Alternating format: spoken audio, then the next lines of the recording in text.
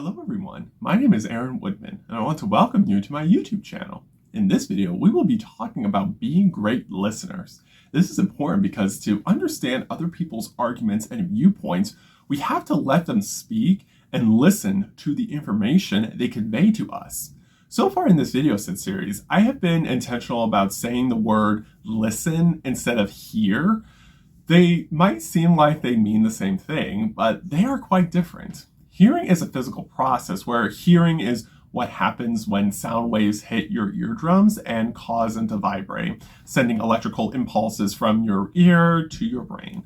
Hearing is something everyone does every day without even trying. It is a passive and unconscious process. Think about it. If you are walking down the street, you automatically hear noises around you, cars, people, etc., but you are not actually listening to them. Listening requires absorbing, processing, and comprehending what you have just heard. You are consciously and actively engaged in the process. When you are walking down that same street, imagine you hear a car in the distance accelerating quickly, heading fast in your direction. Now you're listening. You turn around and you react, listening for cues about whether the driver has lost control. Are the tires squealing? Is the driver swivering? Do you need to race to the other side? Are you safe on the sidewalk? You are acutely aware of each sound and the potential danger it poses. All of that is listening. In a crisis, we listen, we react, we pay attention, but when it comes to communicating with people in ordinary settings, some of us are not paying attention. We could be scrolling on our cell phones or daydreaming about something. Not all of us are good listeners. We prefer to be the ones doing the talking. This might even be more true when it comes to debates. We are not listening to what the other person has to say. We are simply waiting for our turn to speak. That is what we have prepared. That's what we have prepared for. After all, the opportunity to make our argument uninterrupted and unimpeded. And yet, as the old saying goes, quote, open your ears before you open your mouth, unquote. If you skip step one at the height of a debate or an argument, you're going to run into serious problems. If you are not listening to what your opponent is saying, how are you going to respond to them in a substantive way? How are you going to react, reject, or rebut? If you're not listening to what they are saying, you are going to end up responding to what you assume their arguments are, or worse, what you wanted them to be. Also, we have to respond to what someone actually says and not just give copy and paste responses from a common talking points. It is easy to have prepared points or arguments when you debate someone, but if the person says something that you did not expect, you will have a difficult time adapting or responding to the new critiques or comments because you were not listening to what the other person had to say. This will end up making the dialogue unproductive, where the two of you will not see where each of you are coming from. So to be a good public speaker, you must be willing to be a good listener. There are two types of listening skills we will go over in this video: critical listening and empathetic listening. Critical listening is about going beyond hearing to mentally engage with what's being said. It is a very dynamic process where you are consciously absorbing, comprehending, and evaluating the information given to you by a speaker in real time. Here are some examples of critical listening. You need to be a critical listener when someone is giving you feedback on an essay you wrote. You need to be a critical listener when your boss is going through what was wrong in a report you wrote. You need to be a critical listener when someone is making an argument and you want to respond to it. And it's not easy to critically listen. A lot of us default into taking the information and even opinions that we hear at face value. We tend to instinctively trust what we hear, but you can, or at least shouldn't, do that in a debate. You have to be critically assessing the truth, for veracity and internal logic of everything an opponent is saying in real time. What exactly are you listening for, and how do you effectively use critical listening? There are three ways you can use critical listening when you respond to someone else's claims. One, false claims. One of the easiest and most obvious ways to call out someone's claims in a debate is to point out a falsehood or inaccuracy in their argument. If they say something that isn't true and you point it out, then their credibility and the credibility of their argument is instantly undermined.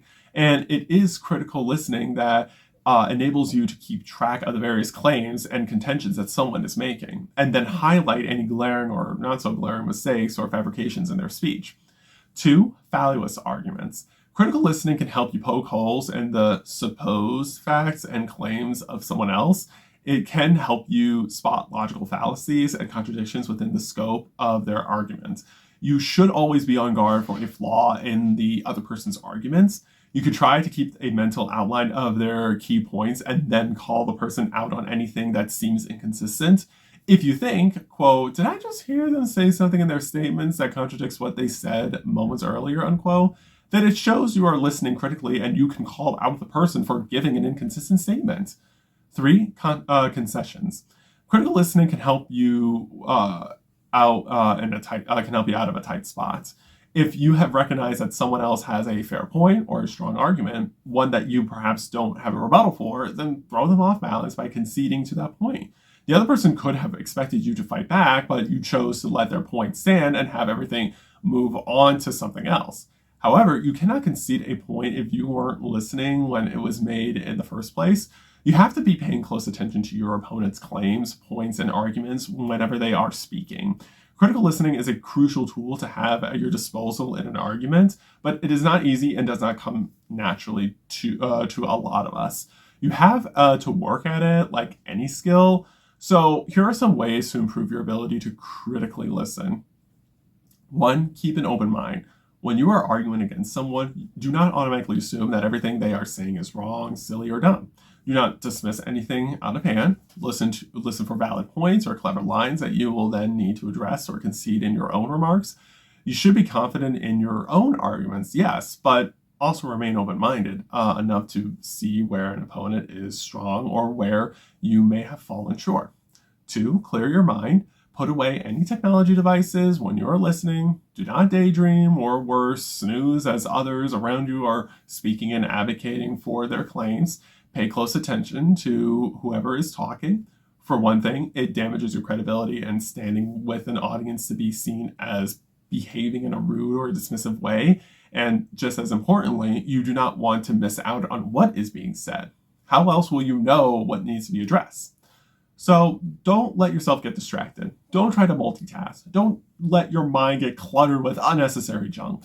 Focus on the task at hand. By listening critically to the other person and be ready to catch any valueless or false claims, you can prepare accurate responses and succeed with advancing your argument.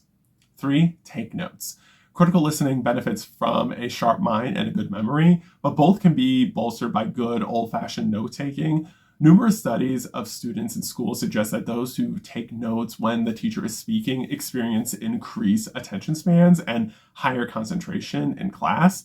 Their listening skills radically improve because they are engaging with the content that they are learning and making sure they write down the main points. The method of note-taking matters too. One 2014 study of 67 Princeton students from psychologists Daniel Oppenheimer and Pam Muller concluded that, quote, the pen is mightier than the keyboard, unquote. Taking notes longhand on paper is a more effective way of documenting and processing information than taking notes on your smartphone or laptop. Of course, every person has different preferences on how they want to take notes, and one way of taking notes works differently for each person. So you should take notes however you want, but if you want to remember something or get a quick thought down, writing it down will help you do that. It takes attention, effort, and hard work to hone your critical listening skills, but the more practiced you are, the more formidable you become as a speaker and debater. Let's go to empathetic listening. Empathetic listening is about connecting with the speaker and trying to see the world through that person's eyes. The goal of empathetic listening is to focus on the speaker's views and to understand where that person is coming from. It requires you to give your full attention to the other person and to show empathy as well as humility. In a book called The 7 Habits of Highly Effective People by Stephen R. Covey, he called empathetic listening the highest form of listening. He wrote, quote, in empathetic listening, you listen with your ears, but also, and more importantly, listen with your eyes and with your heart, unquote. To be a good empathetic listener, don't check your watch or your cell phone in the mindset of a speech or debate. especially when someone is speaking to you. Don't make it look like you want to be somewhere else. Don't talk down to audience members. And to be clear, it is not just about looking like you are paying attention. You really have to empathize with the person you are communicating with. They want to see that you understand their concerns and emotions and that you are likable and relatable. And you want to fully understand what they are telling you, not just in your words, but also in your tone, delivery, and body language. The empathetic listener is always fully present by offering their undivided attention and are ready to put themselves in the shoes of others. To practice empathetic listening, here are some things you can do. 1. Stay present. As I said before, make it clear to the other speaker and the rest of those watching and listening that you are focused on the other speaker. 2. Make eye contact. This is important for showing empathy and building deep emotional ties. It shows that you are interested in what the speaker has to say, you are paying attention, and you care.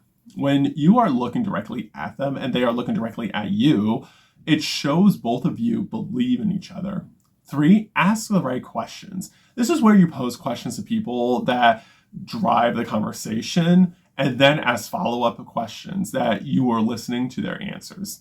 When doing so, opt for open-ended rather than closed-ended questions and questions that require personal and considered responses rather than one-word yes or no answers. Doing these 3 things will increase your chances of getting your audience to believe your statements and connect with you. You will also simply be a better listener for your friends, family, loved ones, and more.